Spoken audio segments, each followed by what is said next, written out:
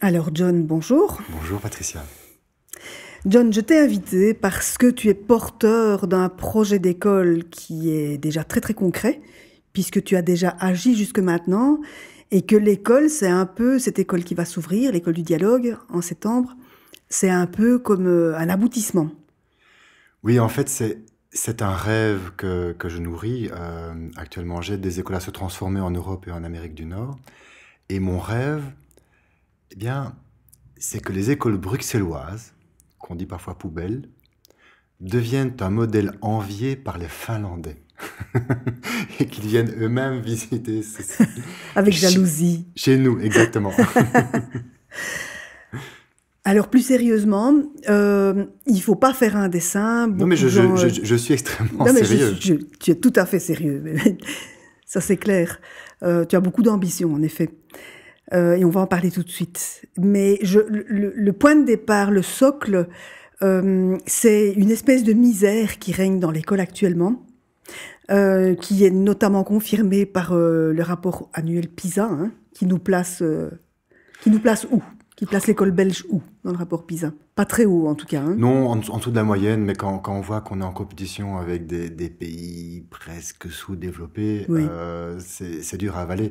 Et surtout, il y a une grande différence, par exemple, entre les écoles flamandes et wallonnes. Mm.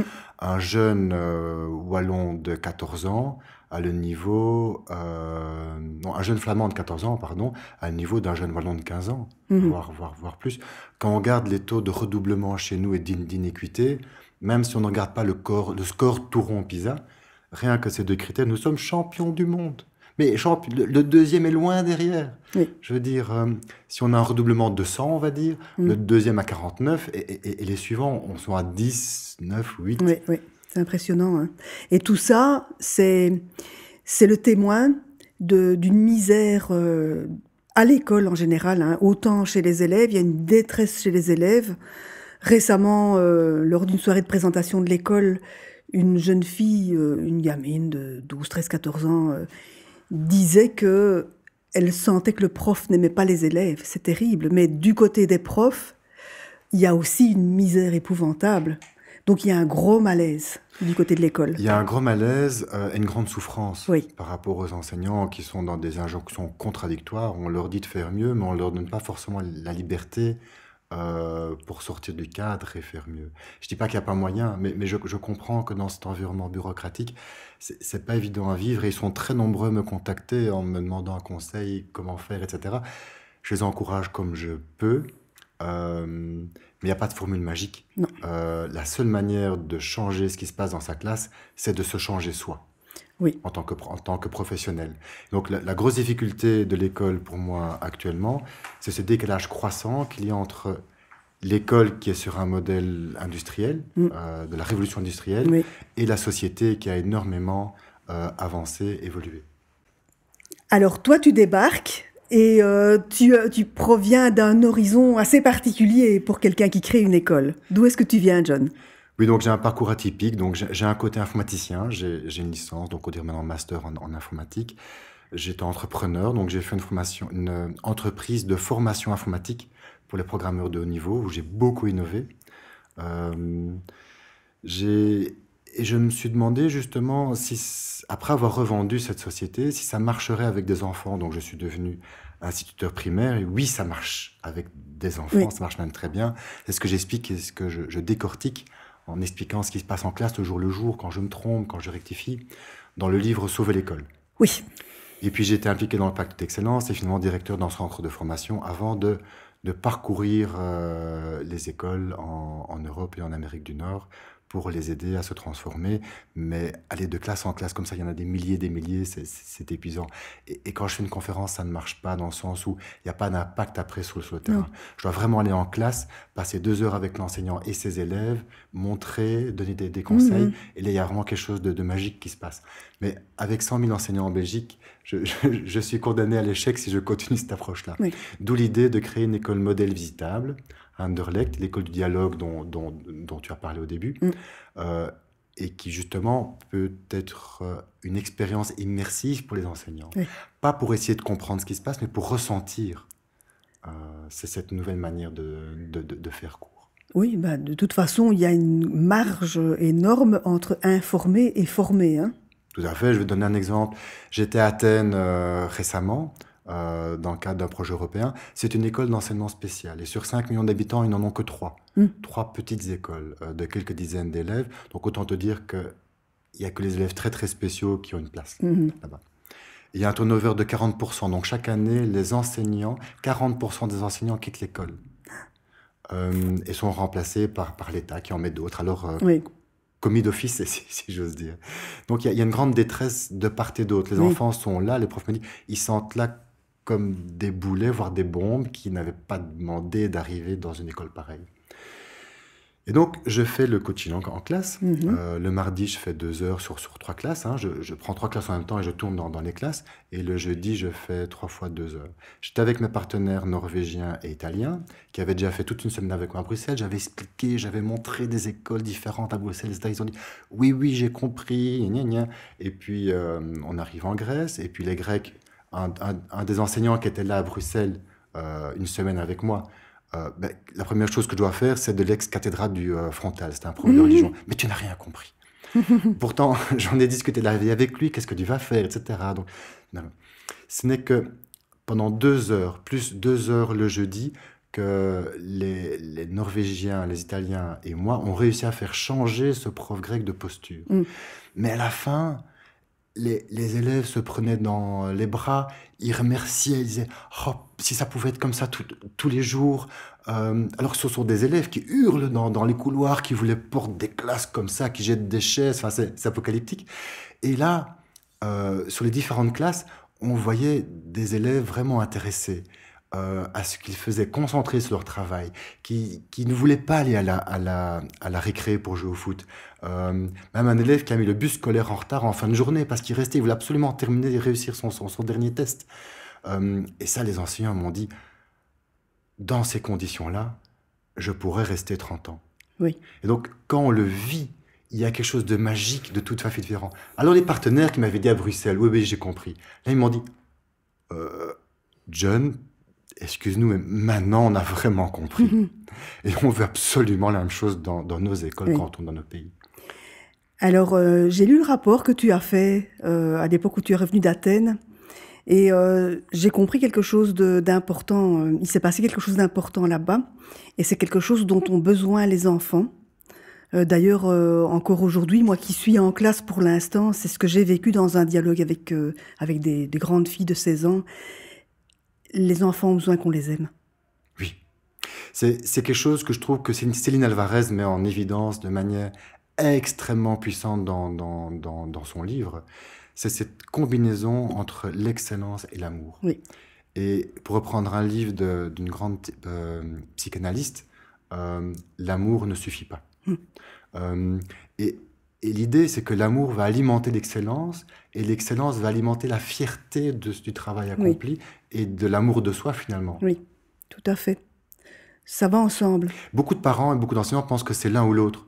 Soit c'est une école élitiste excellente, et on a peut-être 12 classes en première, alors qu'on n'a plus que 4 survivantes en sixième, où sont passés les 3 quarts de l'école, finalement. Mhm. Soit on se dit que c'est une école laxiste, permissive, où l'amour est partout, mais les élèves font un peu ce qu'ils veulent, mais à la fin, qu'auront-ils appris? Mais non, c'est l'un et l'autre qui marche le mieux. Oui. Et ça, c'est difficile à comprendre de manière abstraite et cognitive.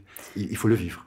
Oui, récemment, je suis allée écouter Boris Cyrulnik parler pendant 2 jours à l'université de Mons. Et on lui a posé la question, justement. Il disait que des enfants à qui on ne donne pas de cadre, ils deviennent anomiques. Que pour vivre en société, on a besoin de cadres. Les cadres, notamment, ce sont les règles du vivre ensemble.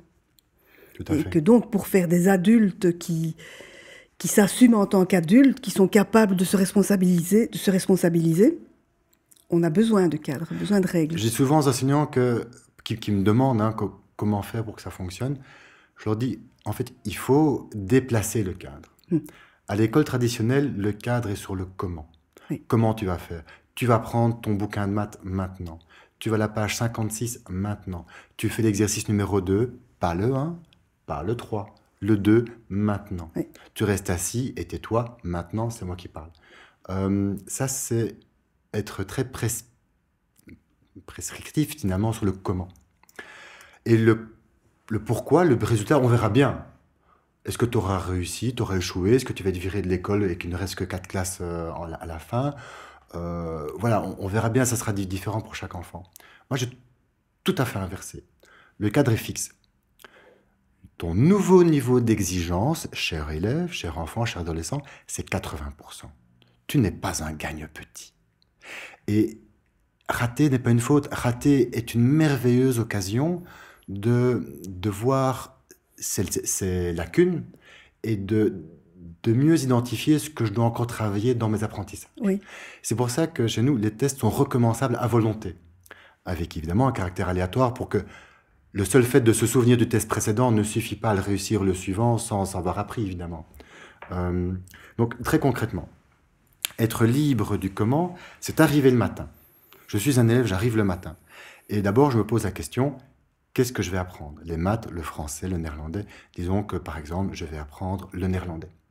Parce qu'on travaille sur les programmes officiels. Bien sûr, on travaille avec les manuels scolaires officiels, avec la Khan Academy, par exemple, qui a été remaniée pour le programme belge, avec les livres de chez Vanine de Book avec un partenaire, etc. Donc, on ne met pas du tout en question le programme, ça reste très scolaire, finalement, sur le contenu. Et je choisis de faire le néerlandais, je ferai le maths plus tard. En néerlandais, je suis sur le chapitre 4 et le 8. On va dire que, voilà, pour l'instant, je vais faire le chapitre 4. C'est un texte, il y a du vocabulaire dans le texte, je l'ai déjà identifié, il faut que je l'apprenne, que je le mémorise. Et donc, je suis pilote. Après, je vais me poser la question suivante, comment vais-je apprendre la suite du chapitre 4? Oui. Alors, j'ai le choix. Est-ce que je vais regarder une vidéo? Est-ce que je vais relire le texte? Peut-être écouter un podcast où j'entends ce texte dit en néerlandais avec un natif qui le parle. Est-ce que je vais mettre à côté d'un autre élève et travailler avec lui en interaction? On va peut-être s'interroger l'un l'autre sur le vocabulaire. Est-ce que je vais moi-même expliquer à un autre élève qui débute dans ce texte et qui comprend aucun mot? Ou est-ce que je vais demander à passer le test, par exemple, parce que je me sens prêt? Mais donc, tu indiques là que les interactions sociales sont très importantes dans la pédagogie que pratique l'école. C'est primordial. Les élèves, je dis, sont autonomes collectivement. Oui. Ils ne sont pas comme des poulets en batterie, chacun devant leur ordinateur. La plupart du temps, quand on leur laisse le choix, qu'ils sont pilotes, ils décident d'interagir socialement. Après ce temps-là, quand ils sentent qu'ils ont besoin de travailler, ils s'isolent. Et on fait tout pour protéger leur focus au niveau de la disposition des bancs, par exemple. Moi, je fais exactement l'inverse d'une classe. Je veux que les élèves me tournent le dos. Je veux qu'ils soient face à un mur et qu'ils aient le moins de voisins possible. S'ils ont envie de collaborer avec un autre, ils se lèvent, ils vont dans une salle de réunion et ils collaborent pour du vrai, debout, en agitant les mains devant un tableau et pas en messe basse. Oui, donc ça repose sur une grande confiance en leur autonomie, notamment. Oui, non. Ils sont pas tous prêts à être autonomes. Ah. Donc, je leur apprends à être autonome. Le cerveau est un organe extrêmement vorace en énergie. Et donc, nous avons été faits pour l'économiser. D'où la paresse de certains élèves. Donc là, l'enseignant a un nouveau rôle, mais le cadre est là. Le cadre est sur le pourquoi, sur l'objectif. Et donc, l'enseignant est là pour relancer la motivation de l'élève en permanence. D'accord. Tiens, là, vous collaborez, mais ça commence à collaborer sur les vacances. Oui. Sur la Star Academy, ou je ne sais quelle émission. Oui. Non. Là, vous faites du néerlandais, là, vous faites des maths, et il n'est pas question de faire autrement. D'accord. Et je vous remotive, je vous relance. Tiens, est-ce que ce ne serait pas le moment pour vous de faire une pause? Il y a un sac de boxe là-bas, allez faire un peu de karaté, vous savez comment se faire, 5 minutes et vous revenez. Ou simplement de... J'aime bien l'exercice physique parce que je trouve qu'il est très complémentaire en termes de circulation d'oxygène dans le cerveau, par exemple, et en termes de défoulement. Ou par exemple, tiens, je vois que tu es instable sur ta chaise, est-ce que tu n'irais pas étudier ta liste debout en marchant dans le parc? Yes. Alors, John, il y a un acteur hyper important dans le modèle de l'école du dialogue, qui est quasi inexistant dans le modèle habituel, ce sont les parents. Oh oui. Je ne peux pas faire des grandes choses, des très grandes choses avec des enfants, sans les parents, voire contre les parents. C'est impossible. Donc pour moi, c'est pas seulement un dialogue famille-école, c'est une collaboration famille-école. Et donc, c'est pour ça que dans c'est une école privée. Hein, donc, on casse vraiment les prix en termes d'école privée à Bruxelles. Oui. Mais on offre une ristourne de 1/3 aux parents qui suivent et réussissent un curriculum de neuroéducation. Mm. Donc pour nous, c'est vital que ce qui se passe à la maison soit congruent avec ce qui se passe à l'école et qu'il y ait une vraie entraide parents, enseignants, éducateurs. Alors, en quoi consiste, en gros, ce curriculum des parents? Mais encore une fois, pour être congruent, il faut faire apprendre aux parents de la même manière qu'on demande aux élèves d'apprendre les maths et le néerlandais. Donc je ne peux pas faire des ateliers classiques comme on voit dans les entreprises sur les soft skills où un formateur va parler et puis faire des exercices à tous les parents qui voient le chapitre 8 en même temps. Je dois inciter les parents à apprendre.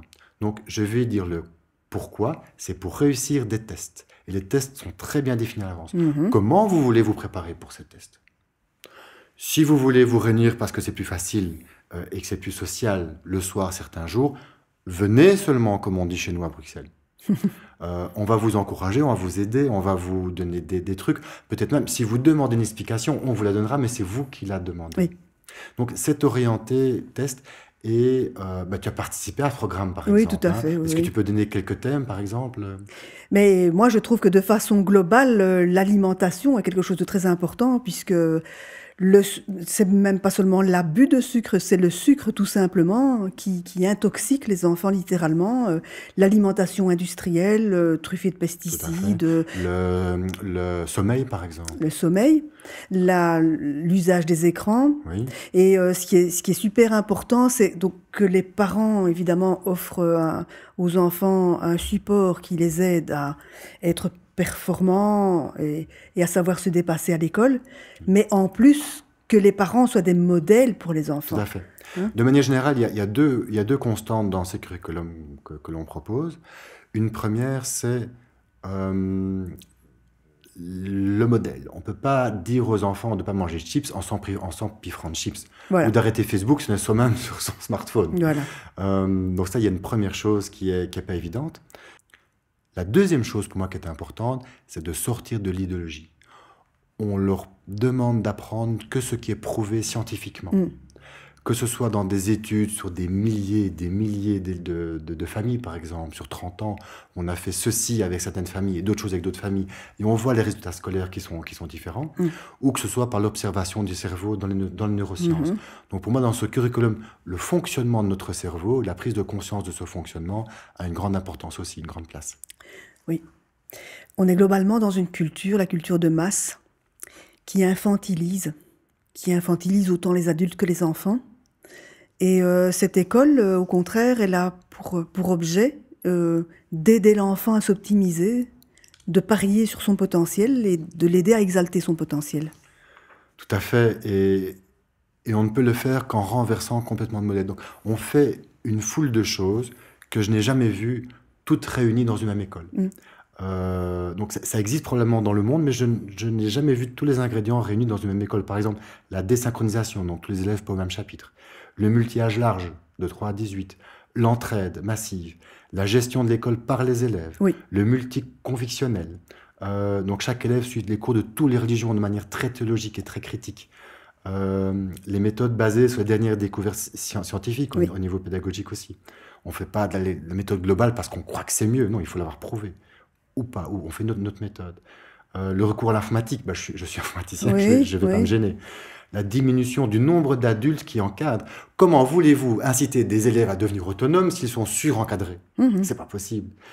C'est ne pas incarner ce que l'on suggère. Un curriculum savoir-être pour les élèves super ambitieux, un curriculum neuroéducation pour les parents, de la mixité socio-économique et culturelle vraiment organisée. On est dans un quartier difficile avec cette école, mais prenez une station de métro avec des diplomates qui peuvent venir. Une grande bienveillance et tout ça avec des résultats académiques remarquables. Si vous connaissez une école, même au Japon, qui fait tout ce que je viens de dire, dites-le moi, j'achète immédiatement un billet d'avion pour les filmer. Alors John... moi, je trouve, en tant qu'entrepreneuse aussi, je constate que tout ça, c'est le fruit d'une pensée extrêmement pragmatique. Quand tu racontes ton histoire, tu dis que tu avais 2 vocations au départ, l'informatique et la pédagogie. Et tu as structuré les choses d'une manière fort méthodique pour vraiment permettre à la personne, à l'enfant, d'exprimer le meilleur de lui-même. Et je trouve ça fabuleux. Oui, c'est une remarque qu'on me fait souvent, c'est une de mes forces. Nous sommes chacun un mélange unique. Le mien est composé d'une part d'IT, donc d'analyse de systémique, comme tu le dis. Donc, la force et la profondeur de mes raisonnements semblent appréciées par rapport à ça. Il y a une partie pédagogique, qui est une passion chez moi depuis mes 16 ans. Il y a une partie entrepreneur, gestion de projet, finance, gestion d'équipe. Ça me semble banal, mais on m'a fait remarquer que un entrepreneur à succès qui a revendu sa boîte, ça ne court pas les rues. Oui. Un aspect soft skills pour lesquels je me passionne, Oui. donc les sciences cognitives par exemple, et quelque chose sur lequel j'étais beaucoup plus discret, j'ai jamais dit dans les médias, donc c'est un peu un scoop, c'est le karaté. Merci pour la confidence. Je vais passer ma 4e dan de karaté récemment, ici maintenant, et je me rends compte, je m'en ai pas rendu compte, mais je me rends compte que au niveau mental, ça a un impact énorme. Nous sommes dans l'anti-immédiateté. Oui. Quand on parle de transition, on se dit, on est souvent dans on va jeter, on veut tout de suite, etc. Avec un sport ou un art comme le karaté, on est dans la répétition. Il y a très peu de technique en karaté. On est dans la répétition à l'infini pour modifier sa technique d'1 millimètre. Et ça permet de muscler l'effort pour un objectif lointain. Et ça, je me rends compte que c'est un aspect très puissant aussi. Alors, John, pour les parents qui rêveraient de permettre à leurs enfants de faire l'expérience de l'école du dialogue, comment est-ce qu'on va faire ? Alors, pour les parents que ça intéresse, nous avons régulièrement des séances d'information, la prochaine étant le 23 mai 2018. Je ne sais pas si l'auditeur aura déjà ce podcast ou pas. Et ils peuvent se renseigner sur l'écoledudialogue.be pour une école que ça intéresse. On a beaucoup d'écoles qui nous contactent, qui veulent visiter, qui veulent éventuellement être accompagnés en projet européen. Bon, on n'en prendra que 3 cette année, mais c'est pas grave, manifestez-vous quand même, on va vous réunir le 27 juin, puis on verra qui on prend. Et si vous voulez apporter une aide bénévole, par exemple pour monter des vidéos ou les propager dans les réseaux sociaux, il y a toute une série de choses à faire. On ne peut pas proposer un prix plancher aux familles sans donner de sa personne. Pour cet objectif que Bruxelles devienne, avec toutes les écoles publiques, un modèle visité de l'étranger et envié, écoledudialogue.be. Merci John. Merci Patricia.